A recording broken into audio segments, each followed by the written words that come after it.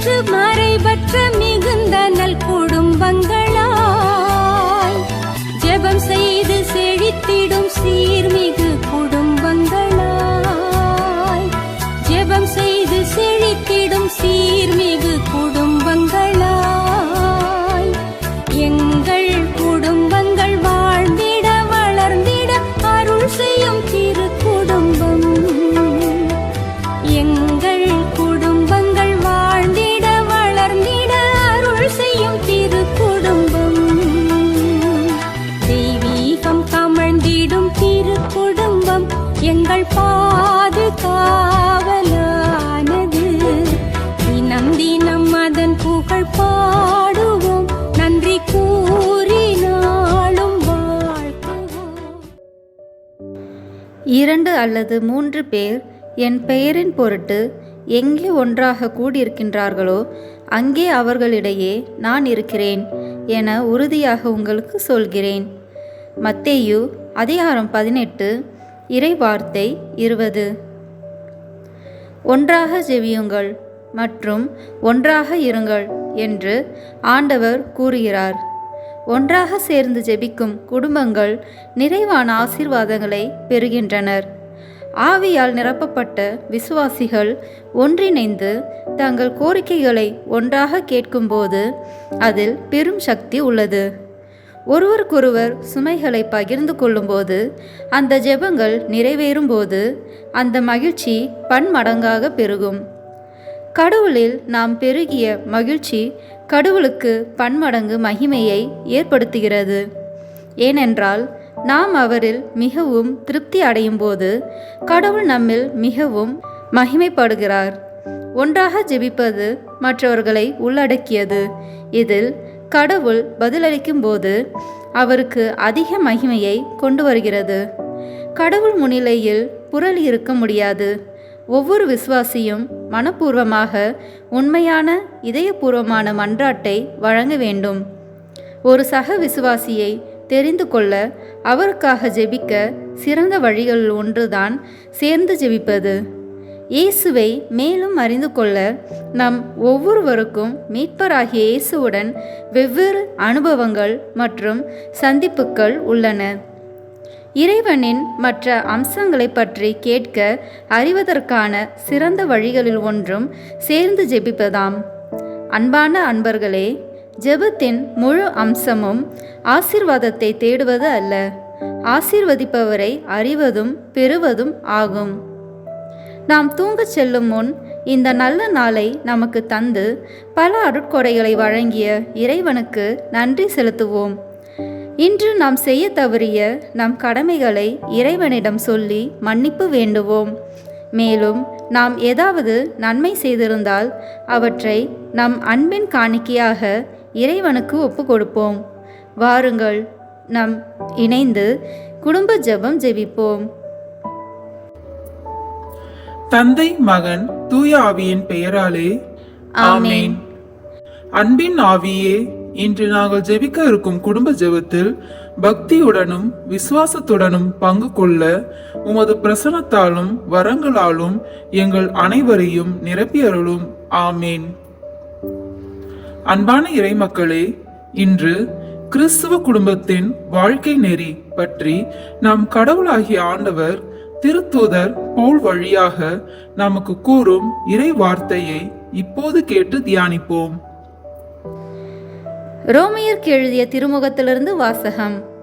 அதிகாரம் 12, இறை வார்த்தைகள் 9 முதல் 21 வரை. உங்கள் அன்பு கள்ளமற்றதாய் இருப்பதாக. தீமையை வெறுத்து நன்மையையே பற்றி கொள்ளுங்கள். உடன் பிறப்புகள் போன்று ஒருவருக்கொருவர் உள்ளங்கனிந்த அன்பு காட்டுங்கள். பிறர் உங்களை விட மதிப்புக்குரியவர் என எண்ணுங்கள். விடாமுயற்சியோடும் ஆர்வமிக்க உள்ளத்தோடும் ஆண்டவருக்கு பணிபுரியுங்கள். எதிர்நோக்கியிருப்பதில் மகிழ்ச்சி கொள்ளுங்கள். துன்பத்தில் தளரா மனதுடன் இருங்கள். இறைவேண்டலில் நிலைத்திருங்கள். வறுமையுற்ற இறை மக்களோடு உங்களிடம் உள்ளதை பகிர்ந்து கொள்ளுங்கள். விருந்தோம்பலில் கருத்தாய் இருங்கள். உங்களை துன்புறுத்துவோருக்கு ஆசி கூறுங்கள். ஆம், ஆசி கூறுங்கள். சபிக்க வேண்டாம். மகிழ்வாரோடு மகிழுங்கள், அழுவாரோடு அழுங்கள். நீங்கள் ஒரு மனதவராய் இருங்கள். உயர்வு மனப்பான்மை கொள்ளாமல் தாழ்வு நிலையில் உள்ளவர்களோடு நன்கு பழகுங்கள். நீங்கள் உங்களையே அறிவாளிகள் என கருதி பெருமிதம் கொள்ள வேண்டாம். தீமைக்கு பதில் தீமை செய்யாதீர்கள். எல்லா மனிதரும் நலமென கருதுபவை பற்றியே எண்ணுங்கள். இயலுமானால் உங்களால் முடிந்தவரை எல்லோரோடும் அமைதியுடன் வாழுங்கள். அன்பார்ந்தவர்களே, பழி வாங்காதீர்கள். அதை கடவுளின் சினத்திற்கு விட்டுவிடுங்கள். ஏனெனில் மறைநூலில் எழுதியுள்ளவாறு, பழி வாங்குவதும் கைமாறு அளிப்பதும் எனக்கு உரியன என்கிறார் ஆண்டவர். நீயோ உன் எதிரி பசியாய் இருந்தால் அவனுக்கு உணவு கொடு, அவன் தாகத்தோடு இருந்தால் அவன் குடிக்க கொடு. இவ்வாறு செய்வதால் அவன் தலைமேல் எரித்தலை குவிப்பாய். தீமை உங்களை வெல்ல விடாதீர்கள், நன்மையால் தீமையை வெல்லுங்கள். ஆண்டவரின் அருள்வாக்கு. இறைவனுக்கு நன்றி. இப்போது வாசிக்க கேட்டவற்றை பற்றி சில வினாடிகள் மௌனமாக தியானித்து அவ்வார்த்தைகளுக்கு ஏற்ப நாம் இன்று வாழ்க்கை நடத்திருக்கிறோமா என்று ஆன்ம சோதனை செய்வோம். பிறரை மன்னிக்கின்ற நற்குணம் இல்லாமல் இருக்கிறேனா? என்னை பகைவர் என்று நினைப்பவர்களுக்காக ஜெபம் செய்கிறேனா? என்னுடைய தேவைகளில் பிறர் உதவியை நாடாது தற்பெருமை கொண்டுள்ளேனா? கடவுள் எனக்கு கொடுக்கின்ற திறமைகளையும் செல்வத்தையும் பிறரோடு பகிர்ந்து கொள்வதில் தாராளமுடன் இருக்கிறேனா? உதவி செய்ய வசதியும் வாய்ப்புகளும் சந்தர்ப்பங்களும் கிடைத்த போது சுயநலத்தோடு நடந்து கொண்டேனா? நான் எனது குடும்பம் என்ற குறுகிய வட்டத்திலிருந்து விடுபட்டு பரந்த மனத்துடன் அனைவருக்காகவும் உதவி தேவைப்படுவோருக்காகவும் உதவி செய்ய ஜெபம் செய்ய தயாராய் இருக்கிறேனா? இவற்றை குறித்து இப்போது சிந்திப்போம்.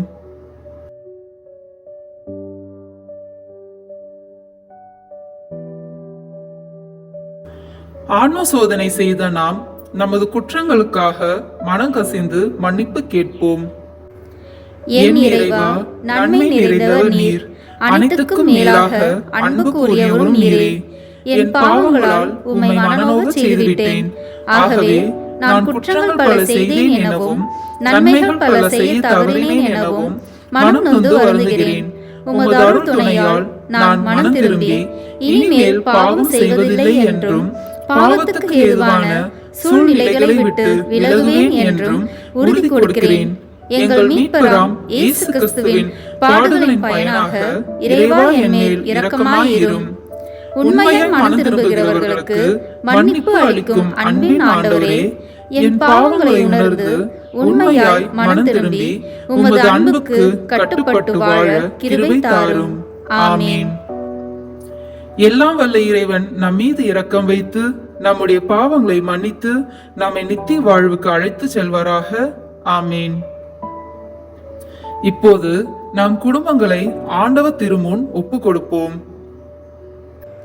ஆண்டவரே, உலக பெருங்குடும்பமான மனுக்குலத்தின் மீதும் அவருடைய அன்பு குடும்பமாகிய திருச்சபை மீதும் குறிப்பாக அவருடைய பெயரால் இங்கு கூடியிருக்கும் நம் குடும்பத்தின் மீதும் தம் அருட்கொடைகளை பொழுந்தருள மன்றாடுவோம்.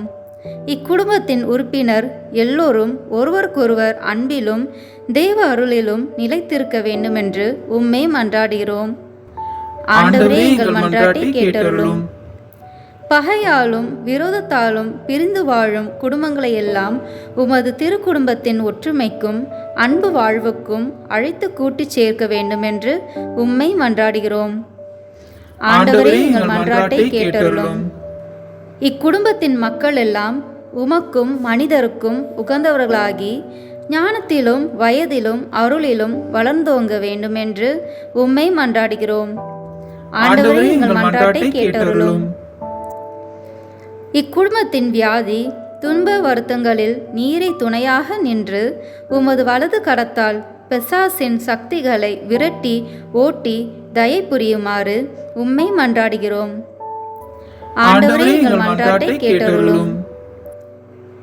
தரித்திரம், வியாதி, சாவு, கவலை இவற்றால் துன்புறும் குடும்பங்களை எல்லாம் உமது அளவற்ற அன்பிலும் பராமரிப்பிலும் நம்பிக்கை கொள்ளுமாறு உதவி புரிய உம்மை மன்றாடுகிறோம். ஆண்டவரே, எங்கள் மன்றாட்டை கேட்டருளும். இங்கு இப்போது பிரசன்னமாயிராத இக்குடும்பத்தை சார்ந்த உறுப்பினர் எல்லோரையும் சகல ஆன்ம சரீர ஆபத்துகளிலிருந்து காப்பாற்றி உமது அன்பிலும் அருளிலும் வைத்து காத்தருளுமாறு உம்மை மன்றாடுகிறோம். ஆண்டவரே, எங்கள் மன்றாட்டை கேட்டருளும். இக்குடும்பத்தில் மரித்தவர்களுக்கும் விசுவாசத்தின் முத்திரையோடு எங்களுக்கு முன் சென்று சமாதானத்தில் நித்திரை செய்கின்ற எல்லா மரித்த விசுவாசிகளுக்கும் நித்திய இளைப்பாற்றியை தந்தருள வேண்டுமென்று உம்மை மன்றாடுகிறோம். ஆண்டவரே, எங்கள் மன்றாட்டை கேட்டருளும். நம் ஒவ்வொருவருடைய சொந்த கருத்துக்களுக்காக மௌனமாக சிறிது நேரம் ஜெபிப்போம்.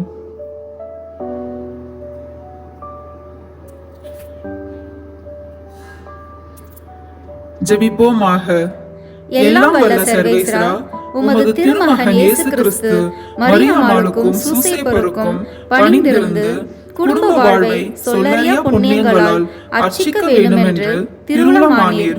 அவருடைய பெயரால் இங்கு கூடியிருக்கும் இக்குடும்பத்தை கண்ணோக்கி பாரும். அத்திருக்குடும்பத்தின் முன்மாதிரியை இக்குடும்பமும் கண்டு பாவித்து இறுதியில் திரியேக சர்வேஸ்வரனாய் வாழும் உமது நித்திய குடும்பத்திற்கு வந்து சேர அருள் புரியும். உம்மோடு பரிசுத்த ஆவியின் ஐக்கியத்தில் சர்வேஸ்வரனாய் என்றென்றும் வாழ்ந்து ஆட்சி செய்கின்ற எங்கள் ஆண்டவரும் உமது சுதனமாகிய அதே இயேசு கிறிஸ்துவின் வழியாக உம்மை மன்றாடுகிறோம். ஆமென். இந்த இரவு நேரத்தில் நம்மை இறைவனிடம் ஒப்புக் கொடுப்போம். சர்வ வல்லமையுள்ள கடவுளே, ஒளிமிக்க உம்முடைய ஆசீர்வாதங்களை எங்கள் மீது பிரகாசிக்க செய்தருளும். மகா அற்புதமான கடவுளே, அனைத்தையும் படைத்தவரே, உமது வல்லமை மிக்க கரங்களில் நிழலில் எங்களை பாதுகாத்தருளும். நீரே உலகை ஆளும் நீதியின் தேவன், நீரே அமைதியின் இளவரசர், நீரே கருணையின் சிகரமான கடவுள். தந்தையே, எங்களுடைய அன்றாட பிரச்சனைகள், கவலைகள், கஷ்டங்கள் அனைத்தையும் நீர் அறிந்துள்ளீர். எனவே எங்களுடைய இந்த கனமான கவலைகள் அனைத்தையும் நாங்கள் உம்மிடம் சமர்ப்பிக்கின்றோம்.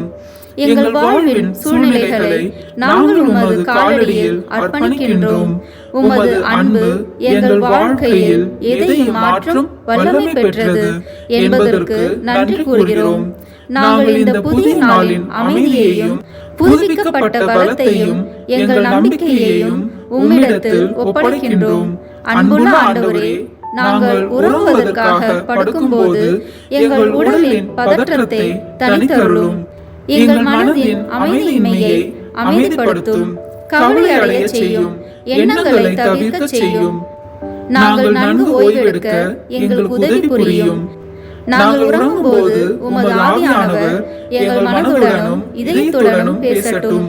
ஆகவே நாங்கள் காலையில் எழுந்திருக்கும் போது இரவு நேரத்தில் நாங்கள் பெற்ற எங்கள் வழிகளுக்கு வெளிச்சம், எங்கள் பணிகளுக்கு வலிமை, எங்கள் கவலைகளுக்கு அமைதி மற்றும் எங்கள் பாவங்களுக்கு மன்னிப்பு ஆகியவற்றினை உணர்வோமாக. இன்றிரவு எங்களுக்கு நல்ல அமைதியான உறக்கத்தை ஆசீர்வதியும். அதுவே நாளை நாங்கள் வாழ்வதற்கான எங்கள் சக்தியும் வலிமையாக மாறுவதாக. ஆமென். எங்கள் இரட்சகராகிய இயேசு கிறிஸ்துவின் தூய நாமத்திலும் அவருடைய மகா பரிசுத்த அன்னை அர்ச்சிக்கப்பட்ட கன்னி மரியாளின் பரிந்துரைகள் மூலமும் தாழ்மையுடன் ஜெபிக்கிறோம். ஆமென். எங்கள் இரட்சகராகிய இயேசு கிறிஸ்துவின் தூய நாமத்திலும் அவருடைய மகா பரிசுத்த அன்னை ஆசீர்வதிக்கப்பட்ட கன்னி மரியாளின் பரிந்துரைகள் மூலமும் தாழ்மையுடன் ஜெபிக்கிறோம். ஆமென்.